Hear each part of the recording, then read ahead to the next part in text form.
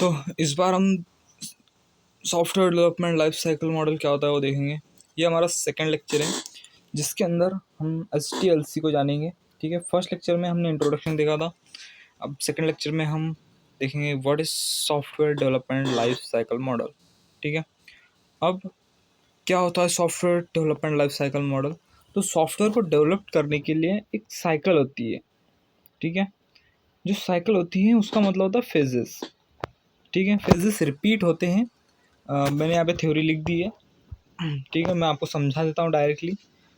जो software development life cycle होती है उसमें जो साइकिल का मतलब उसमें डिफरेंट डिफरेंट फेजेस होते हैं, यानी कि स्टेप्स होती है। ठीक है, उन स्टेप्स के बेसिस पर हम एक सॉफ्टवेयर को बनाते हैं एक सिस्टमेटिक वे में।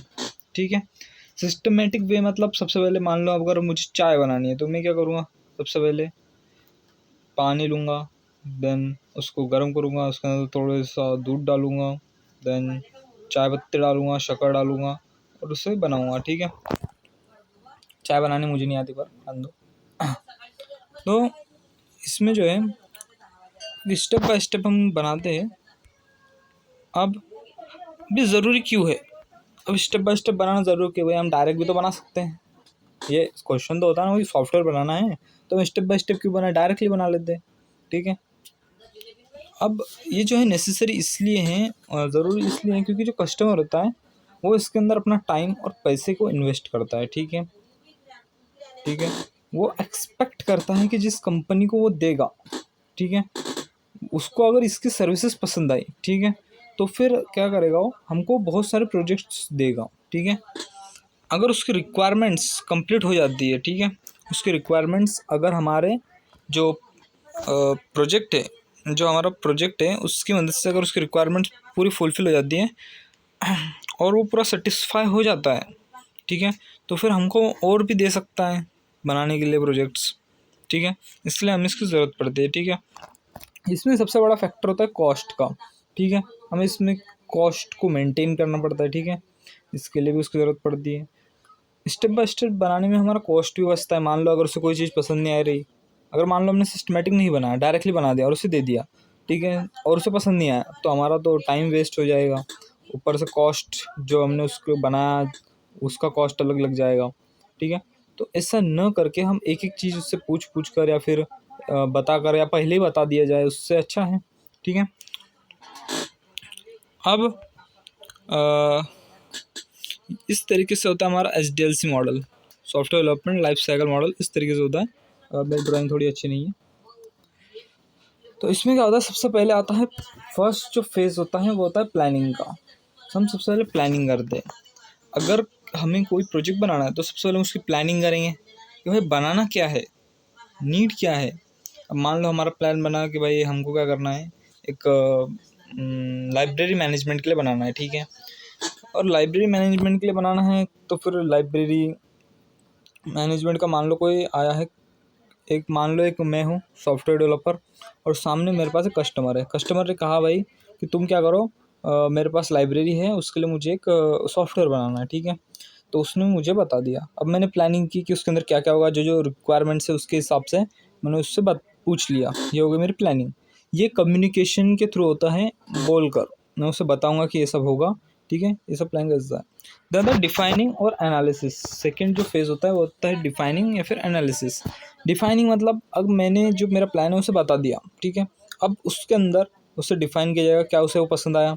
अगर पसंद आ जाता है तो फिर ठीक है, और नहीं पसंद आया तो उसके अंदर थोड़े से चेंजेस करेंगे, एनालाइज करेंगे हम कि और क्या रिक्वायरमेंट्स है वो सब इसके अंदर। इससे इसके अंदर हमें कम से कम 70% रिक्वायरमेंट उसकी सही होनी चाहिए। ठीक है, अब जो 70% जो रिक्वायरमेंट उसकी हो चुकी है,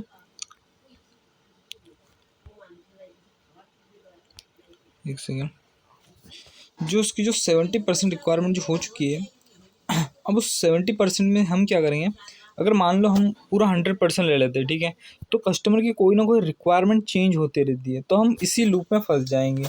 इसके लिए हम क्या करेंगे कि 70% ऑनली लेंगे और बाद में उसके अंदर कोई चेंज करना चाहे तो करवा सकता है। और फिर हम आते हैं नेक्स्ट फेज़ पे, डिज़ाइनिंग। जो हमारा थर्ड फेज़ है वो होता है डिज़ाइनिंग। हम उसको डिज़ाइन करेंगे कि भाई जो फर्स्ट पेज है हमारा होम पेज वो कैसा होगा, लॉगिन पेज, रजिस्टर पेज, ठीक है। और उसके बाद में उसके अंदर क्या क्या होगा, बेसिक डिज़ाइंस जो भी होते हैं उसके मॉड्यूल्स, वो सब डिज़ाइन करेंगे उसके अंदर, मॉड्यूल्स कौन कौन से होंगे, ठीक है। देन हम क्या करेंगे, उसकी कोडिंग देन टेस्टिंग करेंगे। नेक्स्ट फेज़ है हमारे पास कोडिंग देन इम्प्लीमेंटेशन। कोडिंग करेंगे हम, किसी भी लैंग्वेज में करें हम, उसकी कोडिंग करेंगे और उसे इम्प्लीमेंट करेंगे, ठीक है। नेक्स्ट जो फेज़ होता है वो होता है टेस्टिंग का। अब सॉफ्टवेयर तो बना लिया, तो उसकी टेस्टिंग करेंगे। अब टेस्टिंग के अंदर different different types of testing भी होती है, ठीक है। तो इसे हम अगले आने वाली वीडियोस में देखेंगे, ये भी हमारा एक टॉपिक है पूरा, इस टॉपिक को भी कवर करेंगे टेस्टिंग को। देन टेस्टिंग के बाद में हम करेंगे डिप्लॉय और मेंटेनेंस। डिप्लॉय, उसे सॉफ्टवेयर को डिप्लॉय कर देंगे। देन मेंटेनेंस, मेंटेनेंस को सिंपल भाषा में अगर हम देखें तो टेक्निकल सपोर्ट, ठीक है। अगर मान लो कि जो कस्टमर है उस हमने उसको बना के दे दिया सॉफ्टवेयर, ठीक है, लाइब्रेरी मैनेजमेंट सिस्टम का दे दिया। अब हमने उसे डेमो बता दिया कि भाई ऐसे ऐसे काम कर रहा है, ऐसा ऐसा, ठीक है। तो अब हम उसे एक टाइम देंगे कि भाई 5 मंथ का एक टाइम दे दें कि 5 मंथ बाद हम इसके अंदर अपडेट्स करेंगे आपकी रिक्वायरमेंट के अकॉर्डिंग, ठीक है। और ये चलेगा 3 साल तक, ठीक है। 3 साल तक हम फ्री में करेंगे, देन उसके बाद में पेड हो जाएगा, मतलब आपको कुछ चार्जेस पे करने पड़ेंगे इसको मेंटेन करने के लिए, ठीक है। अगर आप हमें चार्जेस देंगे तो मेंटेन करेंगे 3 साल, मतलब 3 ईयर्स के लिए। इस तरीके से होता है हमारा लाइफ साइकिल मॉडल SDLC। अब हम SDLC मॉडल्स के अंदर भी जो मॉडल्स होते हैं जो SDLC के बेस पर बने हुए हैं उनको देखेंगे, ठीक है। Thank you.